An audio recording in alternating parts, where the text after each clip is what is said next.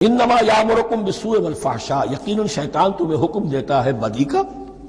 اور بے حیائی کا، وان تقولوا علی اللہ ما لا تعلمون، اور اس کا کہ تم کہو اللہ کی طرف نسبت کر کے جو تم جانتے نہیں ہو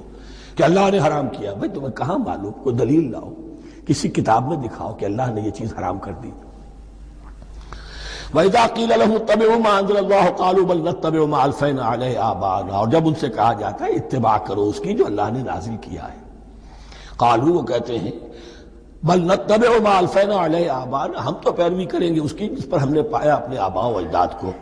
اب لو کان آباؤہم لا یعقلون شیئا ولا یہتدون، کیا وہ اپنے آباء و اجداد ہی کی پیروی کرتے رہیں گے، خواہ ان کے آباء و اجداد نہ کسی بات کو سمجھ پائے ہوں نہ ہدایت یافتہ ہوئے ہوں۔ میں نے عرض کر دیا تھا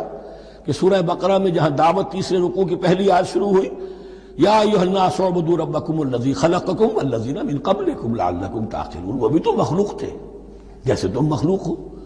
تم سے خطا ہو سکتی ہے ان سے بھی ہوئی، تم غلطی کر سکتے ہو انہوں نے بھی کی۔ ومثل الذین کفروا کمثل الذی ینطق بما لا یسمع الا دعاء ونداء، یہاں ذرا تمثیل کے اندر ایک پیچیدگی ہے کہ بظاہر ترجمہ تو یہ ہوگا کہ مثال ان لوگوں کی جنہوں نے کفر کیا اس شخص کی سی ہے جو پکار رہا ہے ایسی چیز کو جو نہ سنتا ہے نہ سمجھتا ہے۔ ہاں یہ پتہ چلتا ہے کہ کچھ پکار رہا ہے، جانور ہوتے ہیں انہیں اور کیا سمجھ میں آتا ہے۔ تو یہاں پہ اصل میں تمثیل میں مراد یہ ہے کہ حضور صلی اللہ علیہ وسلم اور مسلمان ان لوگوں کو جو سمجھانے کی کوشش کر رہے ہیں ان میں سے کچھ ایسے بھی ہیں کہ جو کچھ نہیں سمجھتے، دعا اور ندا تو ہے، صم بکم عمی فہم لا یعقلون، لیکن وہ بہرے بھی ہیں، گونگے بھی ہیں، اندھے بھی ہیں، وہ عقل سے کام نہیں لیتے۔ یا ایھا الذین آمنوا کلوا من طیبات ما رزقناکم، اے اہل ایمان کھاؤ ان تمام پاکیزہ چیزوں میں سے جو ہم نے تمہیں دی ہیں،